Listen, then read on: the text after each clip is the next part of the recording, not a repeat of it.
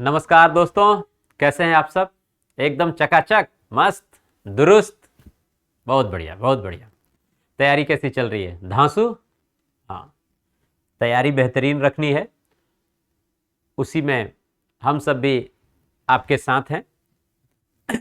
तमाम जितने भी शिक्षक ऑनलाइन हैं या जो ऑफलाइन भी हैं, सभी आपके इस प्रयास में अपना योगदान देते हैं, है ना। तो इस बात को आप ज़रूर समझें, उसकी रेस्पेक्ट करें।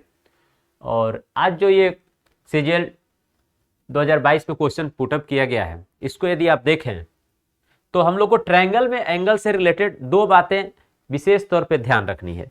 एक बात ये कि देखिए, तो यदि ये ट्रायंगल है तो इसके तीनों एंगल्स जो वर्टिसेस हैं, तीनों एंगल जिसको वर्टेक्स बोलते हैं, इसका योग कितना होता है? 180 डिग्री। एक तो ये बात ध्यान रखना है।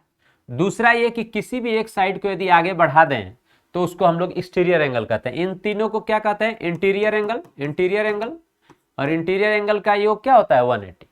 और दूसरा कि एक साइड को यदि मान लीजिए इसे इंक्रीज कर दें तो अब यहाँ पे जो एंगल बनेगा इसको हम लोग बोलते हैं एक्सटीरियर एंगल। और इस एंगल की वैल्यू कितनी होगी? तो सम ऑफ अपोजिट इंटीरियर एंगल्स, है ना। इसके अपोजिट के जो इंटीरियर एंगल्स है उनका योग। अर्थात यदि इसका नाम ए कर दें, इसे बी और इधर सी, तो इस एंगल का वैल्यू क्या होगा?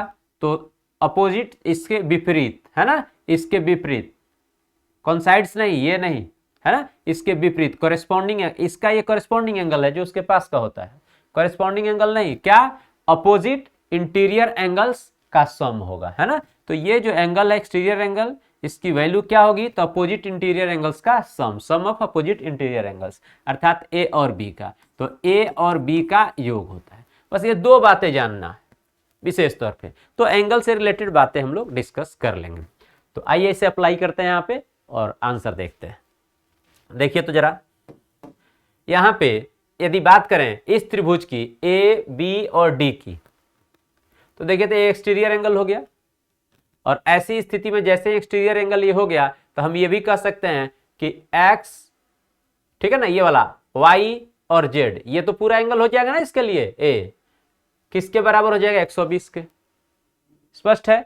उसी प्रकार से अगर 110 को देखें तो ट्रायंगल ए बी सी का ये एक्सटीरियर एंगल है, तो यहां पे 110 किसके बराबर होगा?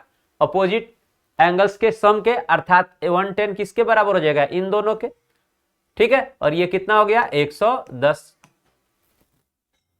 अब हमें क्या ज्ञात करना है? y को ज्ञात करना है। अब y को यदि देखें तो यहां पे किसी पॉइंट पे स्ट्रेट लाइन पे कितना एंगल टोटल बनता है? 180। ये कितना है जी? 120। तो ये कितना हो जाएगा? 60।